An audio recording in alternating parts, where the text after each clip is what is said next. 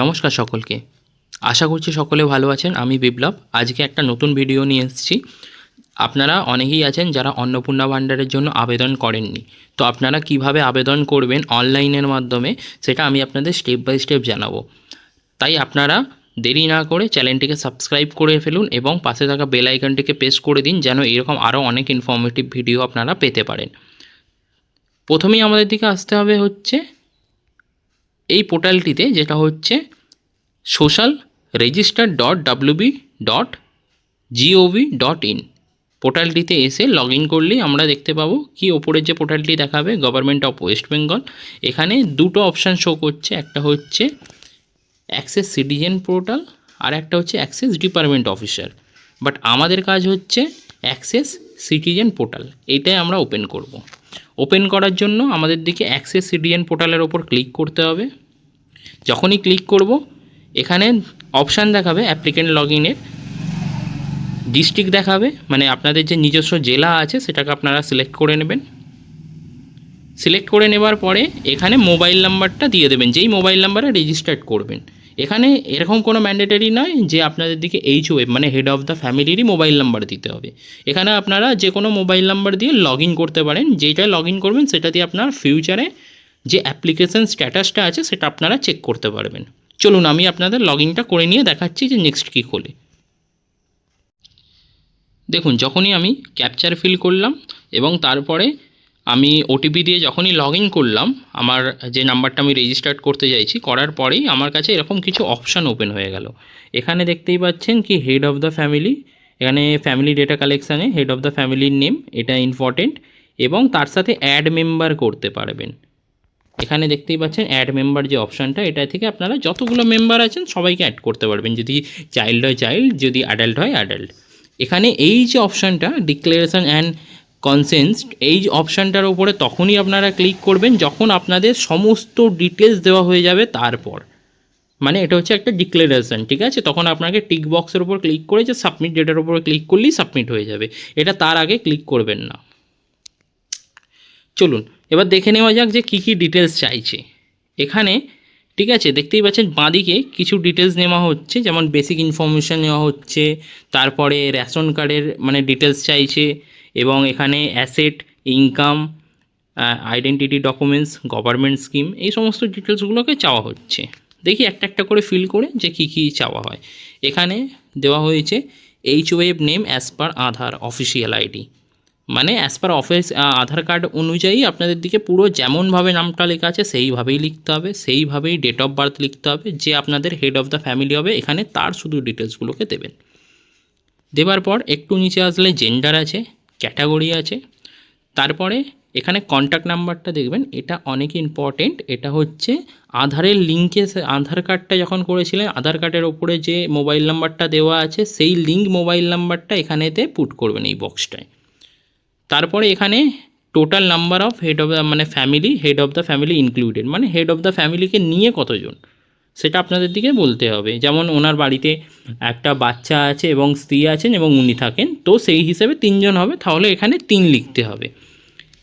এখানে disability status চাওয়া হয়েছে। ডিসেবিলিটি স্ট্যাটাসের মধ্যে যদি কেউ প্রতিবন্ধী হয়ে থাকেন তাহলে ইয়েস করবেন, যদি প্রতিবন্ধী না হয়ে থাকেন তো নো করবেন। তারপরে আধার কার্ড ডিটেলস চাওয়া হয়েছে, এখানে আধার নাম্বারটাকে প্রোভাইড করতে হবে। দেন পার্মানেন্ট অ্যাড্রেস দিতে হবে। পার্মানেন্ট অ্যাড্রেসটা আপনারা ভালো করে দেবেন, যেমন ভিলেজ পোস্ট, পুলিশ স্টেশন, সব কিছু পিনকোড যা যা আছে সব কিছু আপনারা এই বক্সটার মধ্যেতে লিখে দেবেন। লিখে দেওয়ার পরে নিচে আসবেন, এগুলোকে আবার ম্যানুয়াল আপনারা সিলেক্টও করতে পারবেন। মানে এরিয়া টাইপ, এখানে যেমন ডিস্ট্রিক্ট আছে, ডিস্ট্রিক্টের পর এরিয়া টাইপের অপশান হচ্ছে আপনারা রুরালে থাকেন নাকি আরবানে থাকেন। যদি আপনারা কেউ গ্রামে থাকেন তাহলে আপনারা রুরাল সিলেক্ট করবেন, আর যদি আপনারা আরবানে থাকেন তো আরবানের ওপর, মানে শহরে থাকলে শহরের ওপর ক্লিক করবেন। ক্লিক করার সঙ্গে সঙ্গে আপনাদের কাছে দেখবেন পিনকোডের অপশান খুলে যাবে, পুলিশ স্টেশন খুলে যাবে। এবারে পুলিশ স্টেশনের মধ্যে কোথাও কোথাও দেখা যাচ্ছে কি পুলিশ স্টেশনটা আসছে না। আপনাদের ঘাবড়ানোর কোনো প্রয়োজন নেই, যেগুলো স্টার মার্ক করা আছে সেইগুলোকে আপনারা অবশ্যই ফিল করবেন। যেমন এখানে দেখতেই পাচ্ছেন যে ডিস্ট্রিক্টের ওপর এই স্টার মার্ক করা আছে, মানে এই ডিস্ট্রিক্টটা ম্যান্ডেটারি, এরিয়া টাইপটাও ম্যান্ডেটারি, এইগুলো সব ম্যান্ডেটারি। ঠিক আছে। এবারে যেটা নেই এই পুলিশ স্টেশনটা ধরুন এখানে আপনারা যদি না পান তো এই পার্মানেন্ট অ্যাড্রেস বক্সেতে লিখে দেবেন। দেবার পরে এপিক নাম্বার দেবেন। তারপরে আপনাদের দিকে এখানে যে বিধানসভা আছে বিধানসভাটাকে সিলেক্ট করতে বলে বিধানসভা ড্রপডাউন আসবে, সিলেক্ট করবেন, পার্ট নাম্বার দেবেন এবং দেওয়ার পরে আপনাদের দিকে এপিক কার্ডের মানে ভোটার কার্ডের এবং আধার কার্ডের ফটো আপলোড করার অপশান দেবে, সেখানে আপনারা আপলোড করে দেবেন।